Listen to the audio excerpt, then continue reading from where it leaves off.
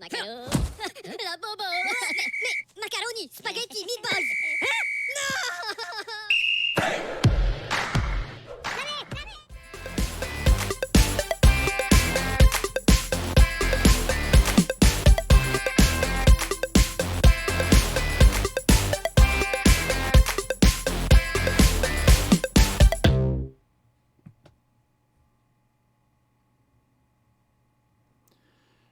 Good morning, good afternoon, good evening everyone. Welcome to another Managersim Phoenix series, and we're up to episode 7 already.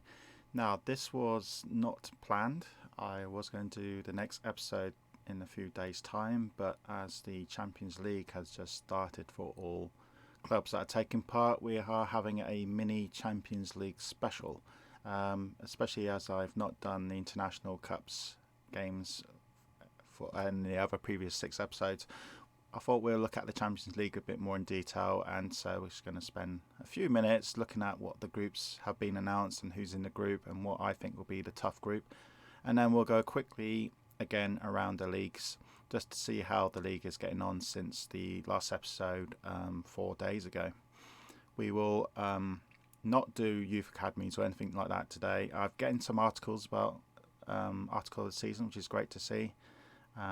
We are planning a sort of like a youth academy top 10 players special sometime on Sunday as well, so that's definitely worth looking into. That will be episode 8 obviously, but today we're just going to have a quick look here in this much shorter episode about the Champions League, which the final qualifying games happened in the last tick.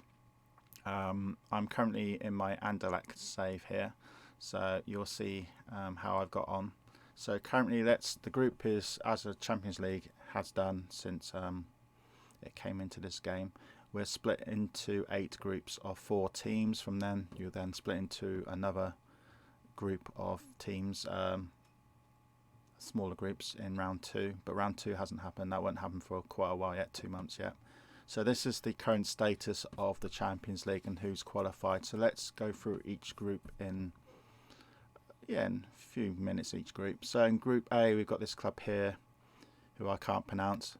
Dens is in there with his Turkish side. He's with this Spanish side, Athletic Club, who haven't got a manager. But let's have a quick look and see what their side looks like. Yeah, they've got some really good players there. We'll make this screen slightly smaller for you guys as well. So they got a really good team, Athletic, so that's going to be interesting.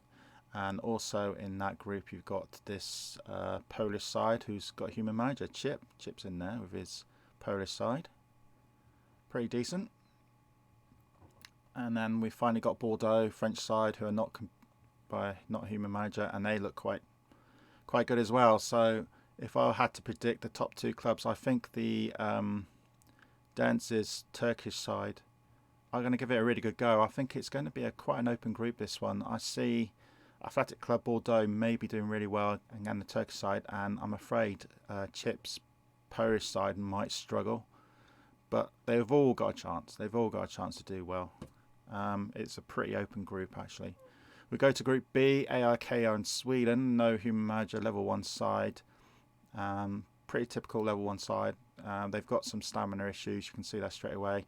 77, 78, 60, so that will prove to be a bit of a problem for them.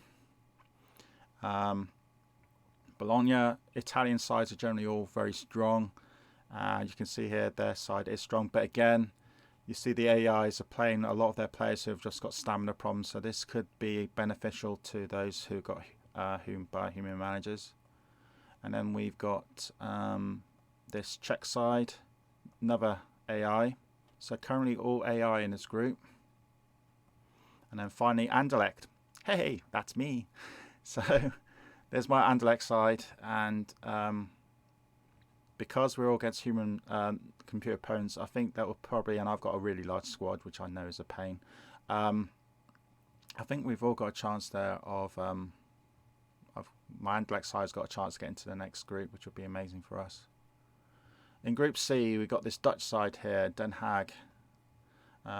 Again, an AI side, not much stamina problems actually, so they're not doing too badly. Also in that group we've got Athens, another AI side. Yeah, basic side, they will probably struggle, I think. And then this Georgian side, I know that because I played these guys in my Dino Tbilisi. I think this side actually beat me as well. Yeah, they will struggle. They'll probably finish bottom of the group. I think, of course, in Champions League here, teams that finish third in the group will actually qualify for UEFA Cup next round. And then Arms, which is a French side. Yeah, I think Arms, that's a quite decent side actually. I think Arms will get through that group. We're probably the Dutch side. Group D, we got Arsenal. Arsenal very strong under Harold, and you can see that his side is getting really good already. If straight away, I think they should easily win this group. Celta Vigo, decent side, decent goalie. They might prove a little bit of a challenge for Arsenal. You got Atalanta, another Italian side. Oh crikey, they've actually got some really good players here in Atlanta. So I think Arsenal and Atlanta at the moment will get through that group. And Austria Vienna, who was my Donuts original side, by the way. And they will struggle. Yeah, in this group, I definitely see it's going to be between those three. And I think Arsenal and maybe Atalanta will get through. But Celta Vigo definitely will cause problems. And I'm afraid Austria Vienna are going to struggle. Group E, I think Group E is the group of death because we've got 3 human managers and they're all good sides.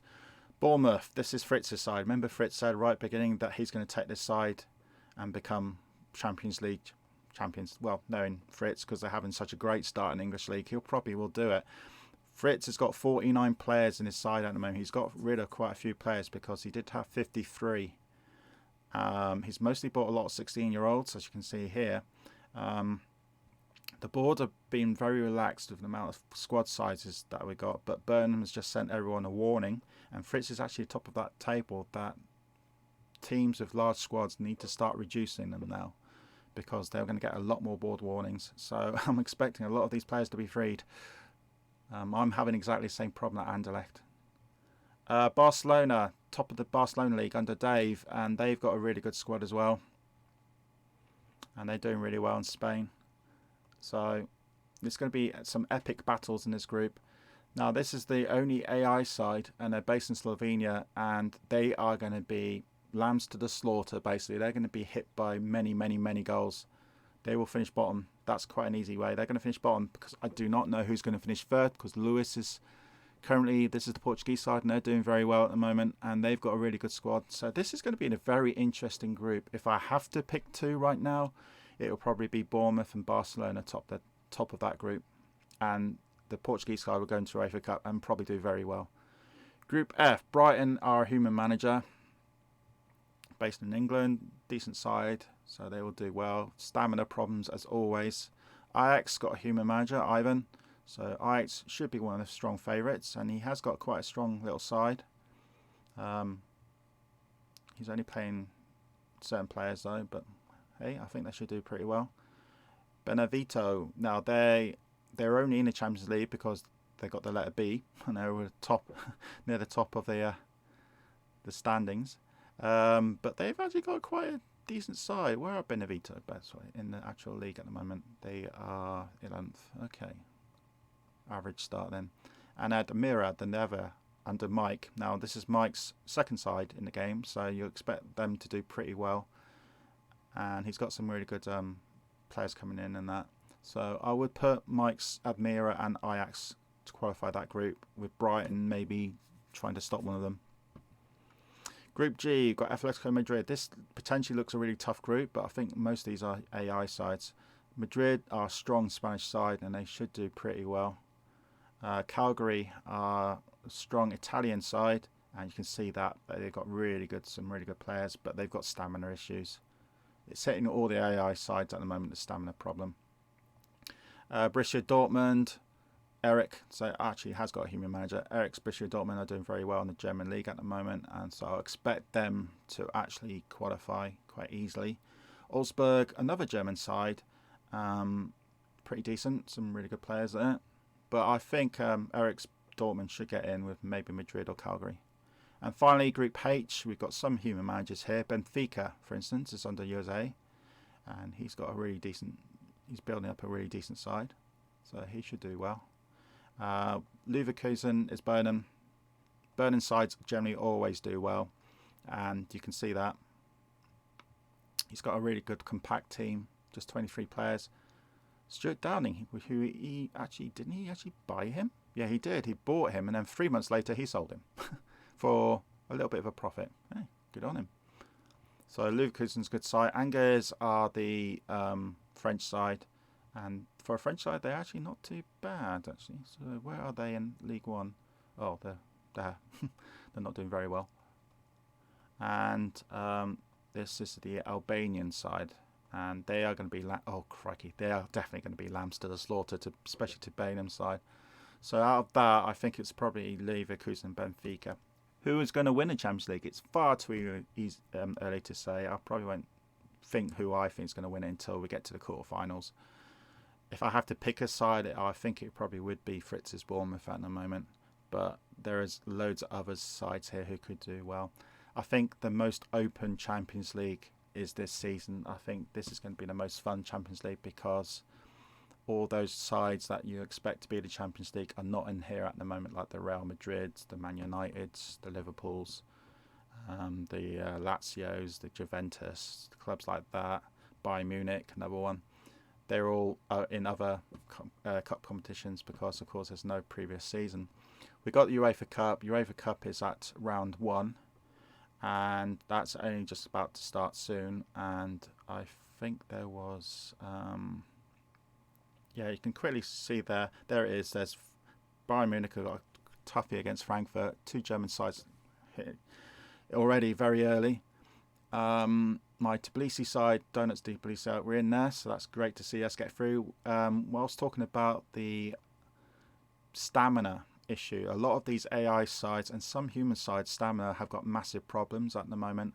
And when my Tbilisi side, Donuts Tbilisi side, was drawn against Besiktas, I think it is. Let's just see if we can find them here. There we are, right down there. If you look at the Besiktas side, normally, if these were all fit players, these would beat my Tbilisi side. But look at that, really, really bad fitness problems here because basically the manager who's looking after the side, Damien, he's actually come back in. He's actually come back in today or yesterday. So he has got serious stamina issues, and that's not going to clear for quite some time. And he's still got league fixtures. If I was him, I would probably seriously think about leaving the club because it would take you ages to get the fitness levels back up. And also, yeah, he's bottom of the league as well. So I would seriously move to another side if I were him because I think the stamina issues have just got too far, and because he's got so many problems, it's going to take him, I don't know, 9, 12 ticks before all these go back up, or he'll have to play a lot of his youths, but even some of his youths are... Well, there you go anyway. That's just my thoughts. Intertoto Cup we've done already. So, yeah, that's the Champions League done. And then we'll just quickly go around the leagues. I won't feature my sides in this little episode. So let's go and see what's currently going on because everyone would like to know.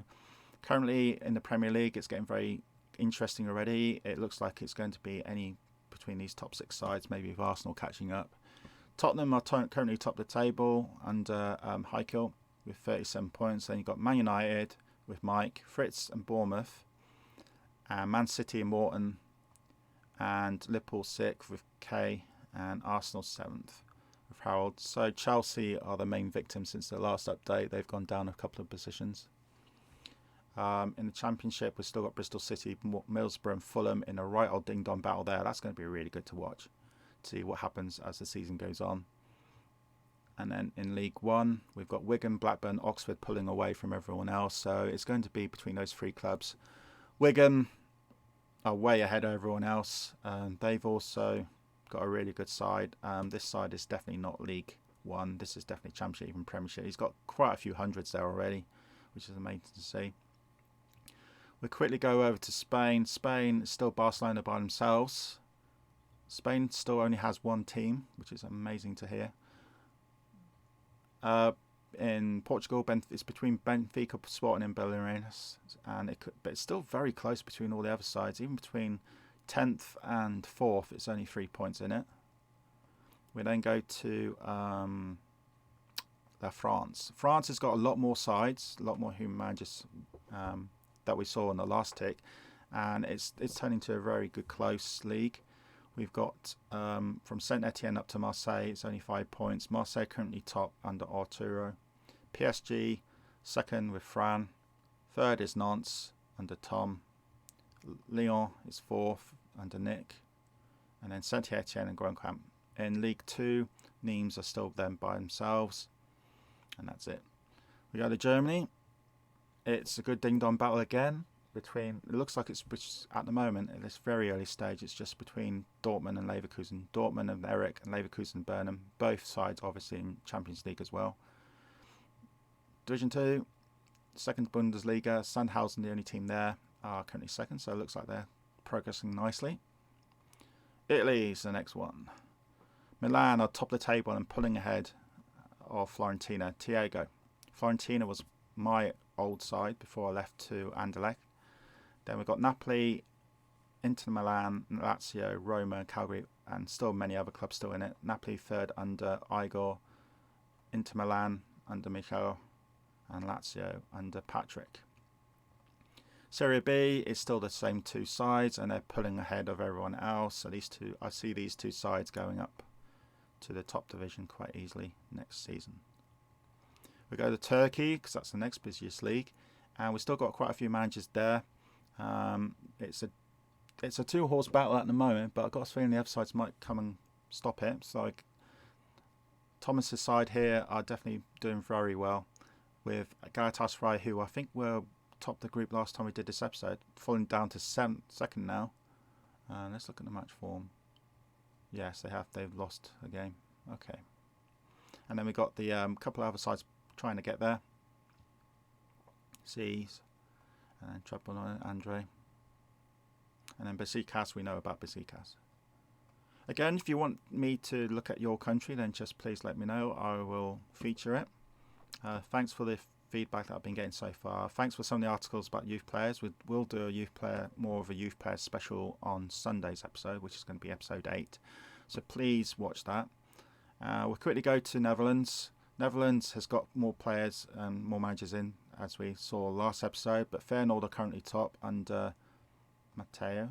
Ajax is second, but their two are pulling ahead at the moment from Utrecht, but I think Utrecht will catch up, and maybe PSV will as well under Elsar. And then we'll finally look for today. Well, actually, no, let's look at two more leagues. Let's go to Scotland. Scotland's still between Rangers and Heart, and they're pulling ahead now of everyone else. Celtic are slowly coming back up the league under Gary. And then the final league we look at today is Netherlands, and that's my league. Not Netherlands. I forgot what country I'm in. Belgium. And Antwerp are pulling ahead under Stefan. Quite familiar place for him to be. Club Brugge beat my Anderlecht side in a very tight game, so they're second and we're third. So I got a feeling it's going to be us three sides that may even remain in those positions for the rest of the season. But it means all of us will be in Europe, which will be great next season. Yeah. So let's go back to... Let's just see how many managers we got in, actually. So we've now got 93 managers in. The current table is Fritz top, Tony, John, myself, Mike, Eric, Dave, Harold, Diego and Lewis. That's the top 10. But anyway, that's it for this episode. This was, again, an unplanned episode, but I hope you liked it. Stay tuned for episode 8, which will be on Sunday, which will be more on the youth academies. We'll have the top 10 youth academies as it was then.